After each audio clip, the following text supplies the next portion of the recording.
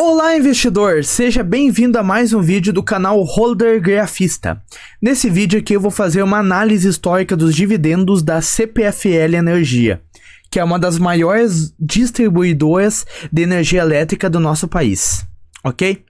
Bom, sem mais enrolação, se você tivesse comprado uma ação da CPFL lá no início de 2013, você teria recebido nos 10 anos seguintes, ou seja, de 2013 até 2022, cerca de 58% de todo o capital que você teria investido naquela empresa de volta apenas com os dividendos.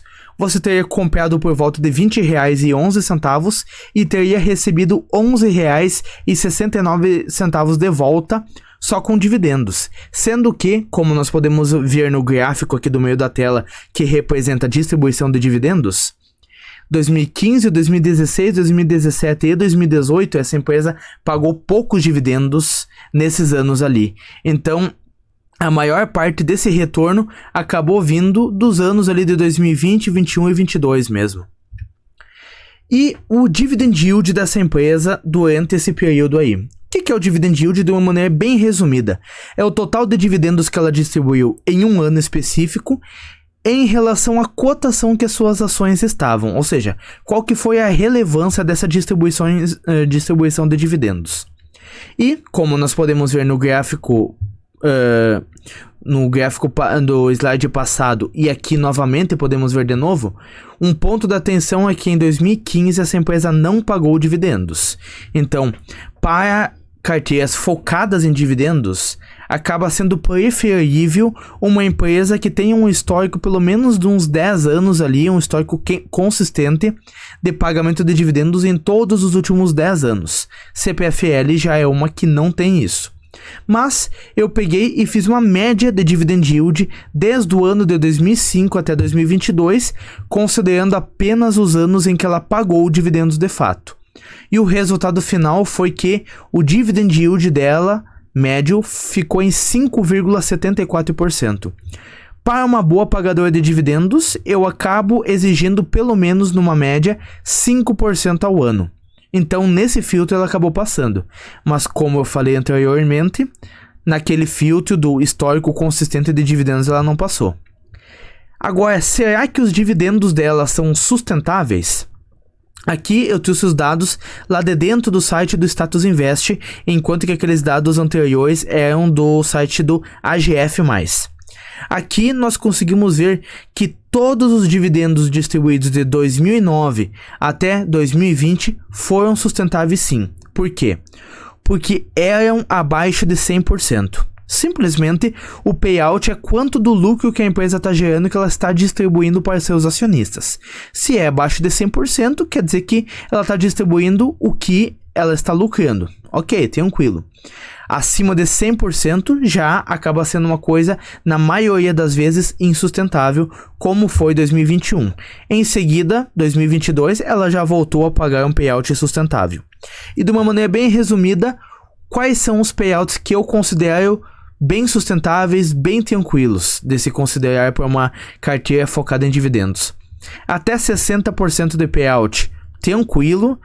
A maioria das empresas tem capacidade de pagar 60% de payout, porque depois ainda sobra 40% para elas continuarem reinvestindo no seu negócio e crescendo.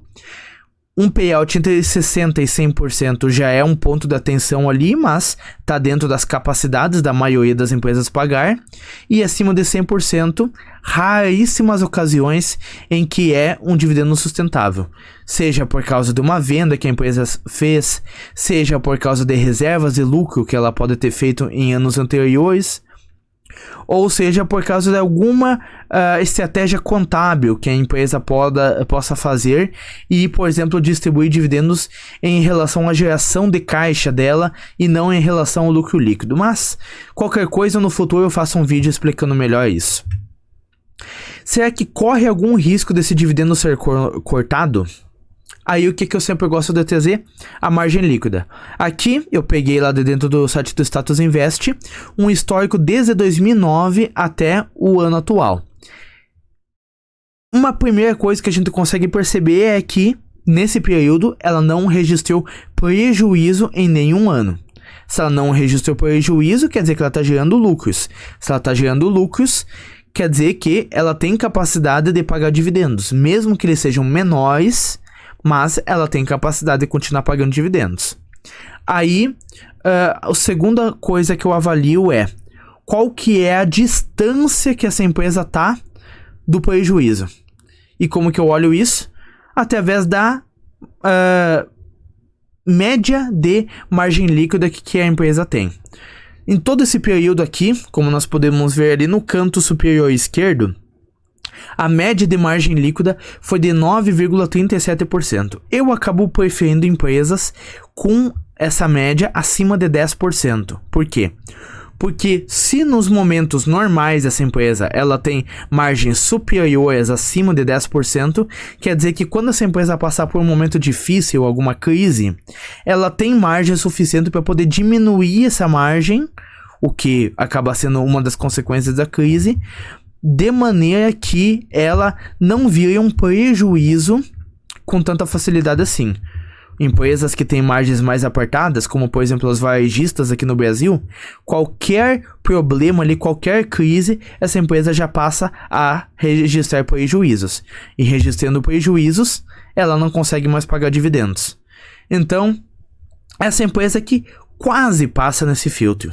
Mas podemos acabar arredondando um pouquinho ali para cima, então é provável agora que nos próximos anos ela continue mantendo uma margem alta, então essa média vai acabar subindo. E o que puxou muito essa média para baixo foram os anos ali da MP 579 do governo Dilma, que acabou prejudicando o setor energético, setor elétrico e principalmente as distribuidoras, e por isso que essa empresa foi tão impactada, e durante ali principalmente 2014 até 2017, ela acabou tendo margens tão apertadas assim. Isso é uma coisa improvável de se acontecer nos próximos anos. Não é impossível, mas é improvável. Quando que ela costuma anunciar dividendos? Pelo histórico dela, o padrão que ela segue, ela costuma fazer um grande anúncio por ano em abril daquele ano, ok? E qual que foi a rentabilidade dos investidores nos últimos 10 anos investindo nessa empresa? Se a gente não considerar os dividendos, a rentabilidade acaba sendo de 118,5%. Mas se a gente considerar o reinvestimento dos dividendos, esse lucro salta de 118% para quase 210%. Ou seja, quase o dobro de rentabilidade que o investidor teve no final, só porque ele reinvestiu os dividendos naquela empresa. Então sim, foi mais uma empresa que os dividendos tiveram uma relevância bem grande para a rentabilidade final do investidor. Espero que esse vídeo tenha te ajudado. Se sim, eu peço que você deixe o like e se inscreva aqui no canal, que eu trago vídeos novos toda semana. Inclusive, futuramente eu vou trazer mais vídeos da CPFL e de outras distribuidoras de energia elétrica aqui no nosso canal também, ok? E outras empresas de energia elétrica no geral também, ok?